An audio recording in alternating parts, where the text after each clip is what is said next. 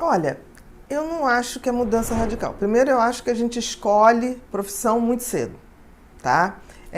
Eu acho que quando você está ali com 17 anos, você não tem noção. Ou você tem uma vocação muito grande, ou você tem já aquela percepção do seu talento essencial, que não é a maioria, tá? Que o sistema educacional da gente não colabora para essa identificação de talentos muito precoces e que você use aquilo como uma perspectiva profissional, o que deveria ocorrer, mas não é assim que ocorre. Então eu acho que é muito cedo para definir coisas para o resto da vida, né? Entre aspas. Mas tem uma coisa que eu tenho visto, na nossa geração isso era mais frisado, tipo assim, vai ser médico, vai ser engenheiro, vai ser advogado e vai morrer médico, engenheiro e advogado. O que eu tenho visto é que a nova geração, principalmente depois da revolução tecnológica e da revolução digital, a garotada que está vindo aí, ela não tem esse peso do tipo assim, vou ser médico o resto da vida, vou ser advogado o resto da vida. Porque o mercado deles é um mercado que flui muito rápido. Por exemplo, se a gente pensar que quando a gente comprou o primeiro celular, não havia nada dessa atualização de sistema, que o celular durava um tempão, e que hoje a gente tem 2 atualizações de sistema por ano e de modelos por ano, você vê que a coisa é muito veloz. Então a geração digital é uma geração que já está mais habituada a saber que ela não vai fazer a mesma coisa a vida inteira. E eu acho isso muito bom. Porque uma pessoa não se define só por uma profissão, principalmente usado tão precocemente. Eu vou dar o meu exemplo. Né? Eu comecei fazendo medicina, eu sabia que eu ia para o lado da coisa de estudo do comportamento, do cérebro, isso era marcado em mim desde muito cedo, mas quando eu estava com os meus 32 anos, a sensação que me dava, tipo assim, eu estou com uma sensação de mais do mesmo. Não é que eu não adorasse fazer, mas eu sentia que eu tinha maiores possibilidades. E foi aí que surgiu a coisa de escrever. Eu começo a escrever com 30 e poucos anos, 34 eu lanço o primeiro livro, comecei com 32. Então, aquilo me abriu uma outra perspectiva, porque eu notei o seguinte, não basta eu atender, eu também tenho que passar esse conhecimento cotidiano para as pessoas, porque senão nada muda, né?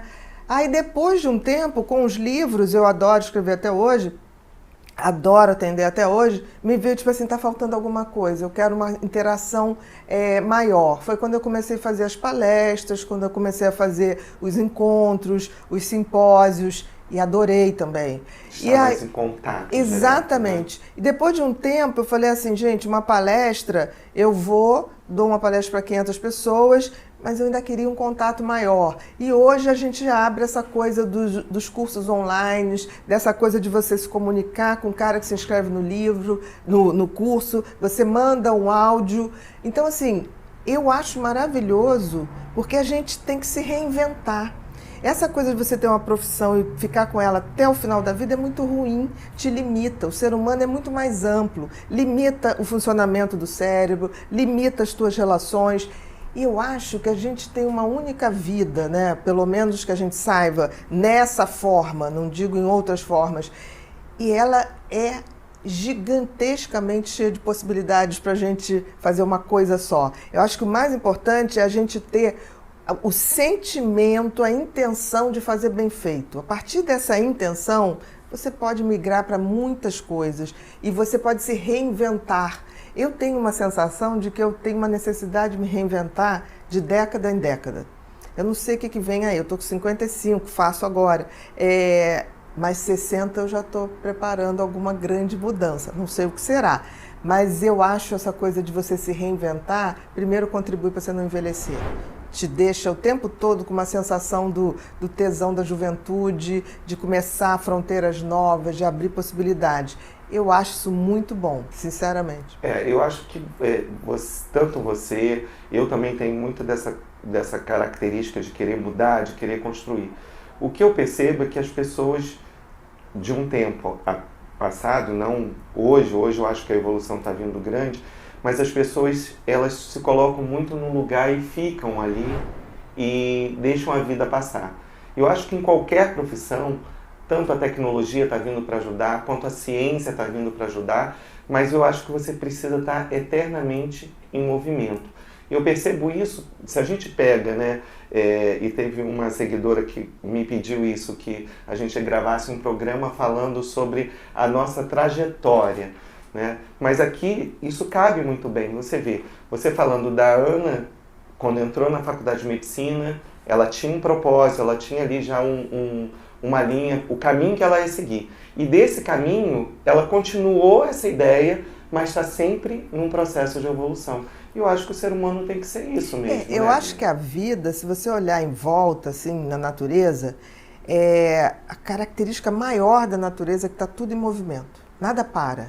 O mar muda de maré, a lua muda de estação, é uma coisa tão maravilhosa, tipo assim, o que morre renasce.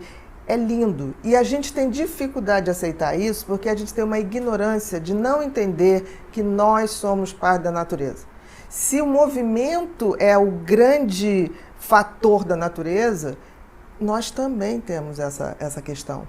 Então, eu acho que esse distanciamento que a gente tem, essa soberba que o ser humano tem, de que ele é o senhor da natureza, ele não é senhor da natureza, ele é parte da natureza. E como parte da natureza, nós temos que ter o movimento que faz a natureza ser a natureza. Então, se a gente compreendesse isso, as mudanças são maravilhosas, sejam elas de que maneira provocadas. E a gente não pode se esquecer que com a evolução tecnológica e científica, nós estamos vivendo muito mais. Então, por exemplo, provavelmente nós chegaremos aos 90, a próxima geração a 100, a geração que está nascendo agora a 110. E isso faz com que você ter uma única profissão fique algo absolutamente obsoleto. Então, eu conheço amigos médicos que se aposentaram e foram fazer gastronomia, e hoje tem restaurante. Então, assim, isso é lindo, porque isso dá uma renovação. Essa questão da mentalidade antiga, que você, eu vou fazer um concurso, passar para funcionário, vou trabalhar até 55, 60, me aposentar. Isso não vai existir mais. A vida humana foi estendida. Então, as nossas mudanças, os nossos desejos tem que ser revisto, com certeza. E isso não é ruim, porque as pessoas acham que isso te dá segurança. A segurança que existe é você estar sempre numa intenção de fazer e fazer melhor. Isso que nos mantém vivos. E não a questão de ficar quietinho dentro de casa, olhando um programa ou vendo uma coisa. A ciência já mostra que quanto mais você abre o seu leque de amizades, de possibilidades, a longevidade fica melhor, sem a questão de perda de memória, sem isso tudo. Então, a abertura e a mudança é fundamental para a nossa saúde e para a nossa evolução. É verdade. Bia, muito obrigado. Nada.